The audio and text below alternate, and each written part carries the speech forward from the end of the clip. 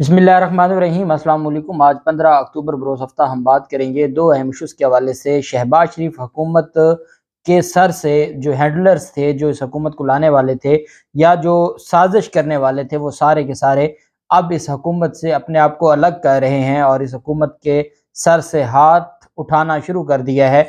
अहम तफसीलात हैं और अचानक इतनी बड़ी तब्दीलियाँ आना शुरू हो गई हैं कि इस हुकूमत के लिए अब संभलना नामुमकिन हो गया है।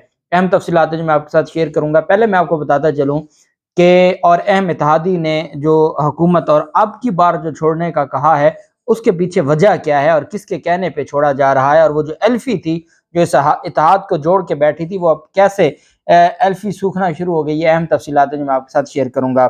पहले हम बात कर लेते हैं आज़म सवाती का जो मामला है। आज़म सवाती के मामले पर आज अदालत ने एक रोज़ा मजीद जिस्मानी रिमांड पर उसको पुलिस के एफआईए के हवाले कर दिया है। 2 बजे के बाद पुलिस ने पेश किया, एफआईए ने पेश किया आज़म सवाती को। बाबर अवान साहब ने कहा कि एक सेनेटर है, अगर वो ट्वीट भी नहीं कर सकता तो फिर क्या ऐसी पार्लियामेंट और कौन सी बालादस्ती, और ऐसी कौन सी उस ट्वीट के अंदर गुस्ताखी या गलत बात थी कि जिसकी बुनियाद पर यह सारा ड्रामा रचाया गया है। और अदालत से कहा कि ये जो सारी चीज़ें हैं, ये आइन और कानून की खिलाफ वर्जी में की गई हैं और ये हमारा बुनियादी हक है। आइन ने हमें बुनियादी हक दिया है अपना जो फ्रीडम ऑफ एक्सप्रेशन का, और अगर कोई हमसे छीनना चाहता है, और इस्लामाबाद हाई कोर्ट 20 बार सेक्शन 20 जो पीका एक्ट का है वो ख़त्म कर चुकी है, और उसके बावजूद ये उसकी बुनियाद पर ये कार्रवाइयाँ कर रहे हैं और पीका ऑर्डिनेंस को इस्तेमाल कर रहे हैं। और अब ये कहते हैं जी कि इन्होंने रिकवर क्या करना है। वो खुद कहता है हाँ जी मेरे ट्वीट्स हैं, बस बात खत्म हो गई। तो अब उन ट्वीट्स की बुनियाद पर अब इनको फांसी लगाएंगे कि इतना जुल्म किया जा रहा है और जिस्मानी रिमांड ही खत्म नहीं हो रहा। तो अदालत में ये भी कहा, जब अदालत को कहा कि आप बाबर अवान साहब ने कहा कि आप चैम्बर में तशरीफ़ ले आएँ, अब मैं आपको दिखाता हूँ कि मुलज़म के साथ हशर क्या किया गया है और कैसे इस पर तशद्दुद किया गया है। अदालत ने कहा कि पिम्स हॉस्पिटल की रिपोर्ट आ नहीं गई। उस पर बाबर अवान साहब ने कहा कि पिम्स अस्पताल में कैसे रिपोर्टें बनती हैं, वहाँ पर कौन बैठा होता है, कौन बनवाता है, वो वहाँ पर क्या हशर करता है। आप सिर्फ 5 मिनट चैम्बर में हमें दे दें, हम आपको उनके नाम भी बताएंगे। ये तमाशा लगा हुआ है, कोई पिम्स में कुछ भी नहीं होता। वहाँ पर जाली पहले से पड़ी होती हैं मेडिकल रिपोर्ट्स और उनकी बुनियाद पर ये सारा कुछ करते हैं। बहरहाल अदालत की तरफ से सख्त जो अदालत में बाबर अवान साहब की तरफ से बड़े सख्त दलाइल दिए गए, और उसके बाद फिर अदालत ने फैसला महफूज किया और अदालत ने कहा कि हम फैसला सुनाएंगे। और बदकिस्मती से मैंने देखा कि जब मरीम नवाज की अपीलों पर फैसला आना था तो वो सिर्फ 15 मिनट के लिए फैसला महफूज हुआ था। शहबाज शरीफ के लिए फैसला महफूज हुआ तो वहाँ पर फैसले महफूज होते हैं जहाँ पर हज़ारों सफ़ात पर मुश्तमिल रिकॉर्ड देखना होता है, और अदालत कुछ ही देर बाद फैसले सुना देती है। और पाकिस्तान तहरीक इंसाफ के रहनुमाओं के जिस्मानी रिमांड का मामला, वहाँ पर फैसले महफूज होना शुरू हो जाते हैं और कितनी देर पड़े रहते हैं। और बिलाखिर अदालत ने 1 दिन का जिस्मानी रिमांड मंजूर कर लिया है। आज उनको गिरफ्तार हुए चौथा रोज़ है और उनका जो रिमांड है वो मज़ीद एक्सटेंड कर दिया है 1 दिन के लिए। दूसरी तरफ आप जानते हैं कि ये जो इम्पोर्टेड हुकूमत हमारे ऊपर मुसल्लत की गई, ये इम्पोर्टेड हुकूमत अमेरिका की वजह से मुसल्लत हुई। अमेरिका ने इसके ऊपर काम किया। अमेरिका इमरान खान को पसंद नहीं करता था। इमरान खान पाकिस्तान का वो वाहिद लीडर था पिछले कितने अरसा में जो अमेरिका को आंखों में आंखें डाल के अपने और अपने लोगों के हकूक़ की बात करता था।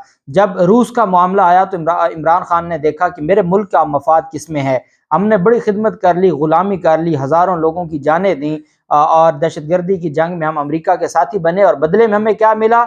हमें सिर्फ रुसवाई मिली, और उसके बाद डू मोर का मुतालबा या रुसवाई मिली। जब ये हुकूमत आई और अमरीकी सफ़ीर ने एक धमकी अमेज़ जो पैगाम भेजा, जो साइफ़र की सूरत में अमरीका में पाकिस्तान के सफ़ीर ने महकमा ख़ारजा को भिजवाया, पाकिस्तान के महकमा ख़ारजा को। और उसके बाद ये बात सामने आई कि वोट ऑफ नो कॉन्फिडेंस जो इमरान खान के खिलाफ लाया गया था, इसको पीछे से हैंडल करने वाला अमेरिका था। और जहां पाकिस्तान में लोकल हैंडलर्स थे, वहीं पे बैरूनी हैंडलर्स भी थे। अमेरिका इसको हैंडल कर रहा था। अमेरिका और अमेरिकी सफारत खाने में ना सिर्फ पीटीआई के मेंबरान नेशनल असम्बली जाके मुलाकातें करते रहे, बल्कि इत्तेहादियों को मुलाकातें होती रहीं और डॉलर्स आते रहे और इनको डॉलर्स में पैसे मिलते रहे। सारी चीज़ें आपके सामने हैं। उसके बाद आपने देखा हमारे मुल्क की बदकिस्मती, अदालतों के फैसले आ गए, सारे एक पॉइंट पर आ गए। اور معاملہ کیا ہوا کہ عمران خان تو چلا گیا، لیکن اس ملک کا اس بدبخت حکومت نے بیڑا غرق کر دیا اور اس ملک کو آج اس نہج پر پہنچا دیا۔ پھر آپ نے دیکھا کہ بلاول زرداری نے بڑے تیر مارے۔ بلاول زرداری نے کہا اس وقت تک وہ 50 ممالک کے دورے کر چکا ہے، سوائے پاکستان کو معاشی خسارہ دینے کے کسی ایک کا فائدہ نہیں ہوا۔ ان کی اوقات ہی نہیں ہے، یہ تو یونین کونسل لیول کے لیڈر نہیں ہیں، تو کیا جب یہ جائیں گے اقوام متحدہ یا کسی بھی بڑے ملک میں جاتے ہیں، وہ جانتے ہیں ان کی اوقات، ان کو پتہ ہے کہ یہ کون ہے، یہ تو پرچی والے چیئرمین ہیں، یہ تو پرچی پر ایم این اے بنتے ہیں اور اس بنیاد پر یہ پاکستان پر حکومت کرتے ہیں۔ اب وہ دور انشاءاللہ ختم ہو گیا کہ پرچی والے ہمارے سر پر مسلط رہیں گے۔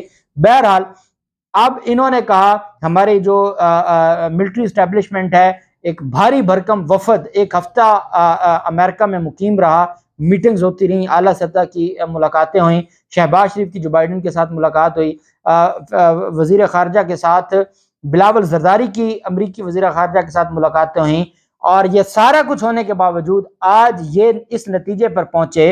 عمران خان کے دور میں ہمارے امریکہ کے ساتھ تعلقات ٹھیک نہیں تھے، یہ الزام لگاتے تھے کہ جو بائیڈن کہتا ہے کہ عمران خان مجھے فون کرے گا، عمران خان نے کہا مجھے فون کرنے کی ضرورت نہیں ہے۔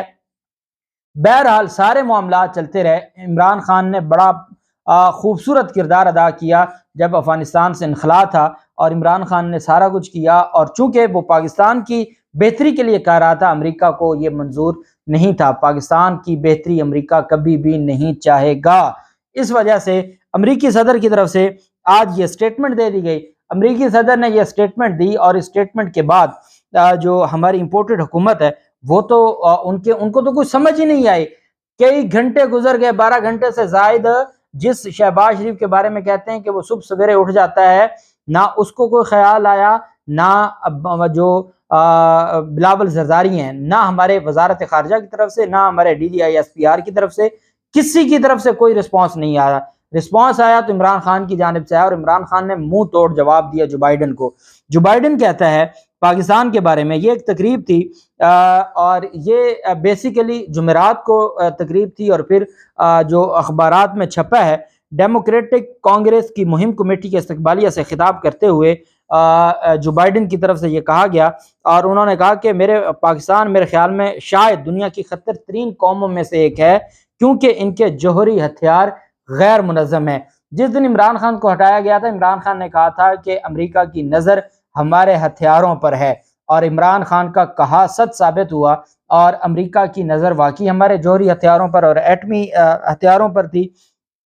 یہی وجہ ہے کہ ان کی طرف سے یہ سٹیٹمنٹ دی گئی، اور تیزی کے ساتھ کیونکہ حالات تبدیل ہونا شروع ہو گئے، اس پر عمران خان کی جانب سے ہماری جو وزیر اعظم ہیں، چونکہ وہ کرائم منسٹر ہیں، اس وجہ سے انہوں نے کیا بیان دینا تھا، یا مریم نواز یا نواز شریف کیا جو دیکھنا تھا ان ساری چیزوں کو، اس وجہ سے عدالت میں یہ جو ساری کی ساری امریکہ کی طرف سے جو معاملات کیے جا رہے تھے، اس پر عمران خان کی جانب سے جو سٹیٹمنٹ آئی، عمران خان نے سوالات پوچھے، اور یہ سوالات امریکہ سے پوچھے، اور اس پر مریم نواز کو بڑی تکلیف ہوئی، اور مریم نواز نے بجائے اس کے امریکہ کے یا جو بائیڈن کا تو نام لینا نہیں ہے، تو انہوں نے عمران خان کے خلاف ٹویٹ کر دیا، جس پر فواد چودھری نے کہا کہ ایون فیلڈ میں اور پاکستان میں امریکی سفیر مریم نواز۔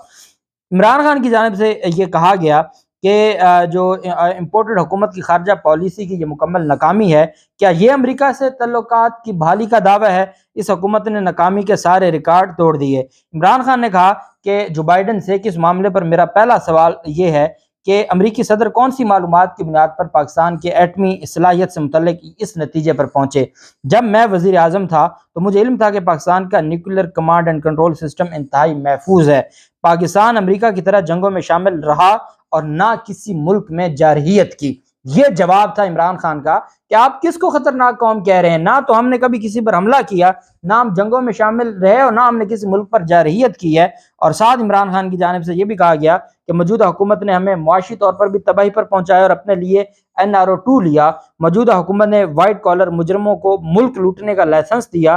میری سب سے بڑی پریشانی یہ ہے کہ یہ حکومت قومی سلامتی پر بھی مکمل سمجھوتا کر لے گی۔